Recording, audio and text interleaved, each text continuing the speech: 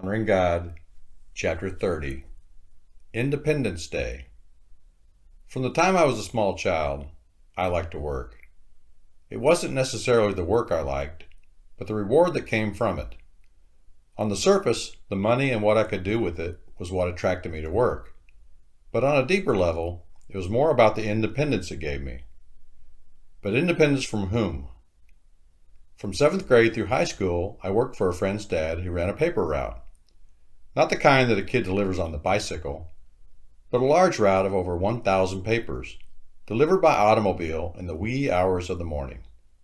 My job, every morning, was rolling newspapers.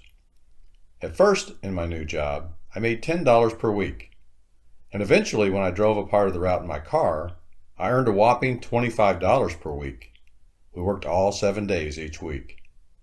Living at home, this meager income proved more than enough to pay the few expenses I had, such as gas, maintenance on the car, and extracurricular activities, such as dating. I took pride in the fact that in a small way, I had become self-sufficient and didn't need anything from my parents. Obviously, I wasn't factoring in the additional expenses, room and board, insurance, etc., but I remained satisfied in my delusion. I recall a specific incident when Dad approached me about the upcoming evening's activities. Dad said, "You have a date tonight?" I, with my usual brevity, replied, "Yep." Removing his wallet from his hip pocket, he said, "You need any money? I can help you out with a few bucks." Pridefully, I said, "Nope, I've got plenty."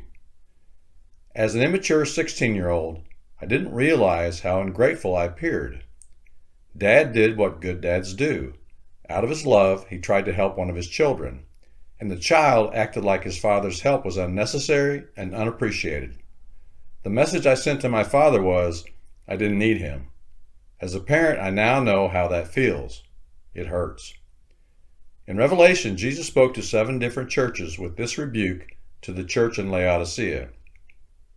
Because you say, I am rich, and have become wealthy, and have need of nothing, and you do not know that you are wretched, and miserable, and poor, and blind, and naked, I advise you to buy from me gold, refined by fire, so that you may become rich, and white garments, so that you may clothe yourself, and that the shame of your nakedness will not be revealed, and eye salve to anoint your eyes, so that you may see.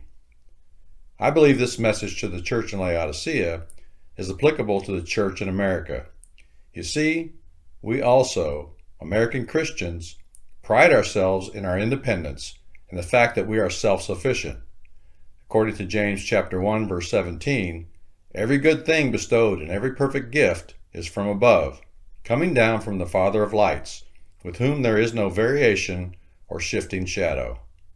We are God's children, and He wants to give us good gifts. He wants us to depend on Him in all things. We break the Father's heart when we act like we don't need Him, when all along He provides for us as my parents did me, with food, clothing, and shelter. For your Heavenly Father knows that you need all these things, but which I also fail to appreciate or recognize. We choose to live independent of Him and reject His gifts at our peril.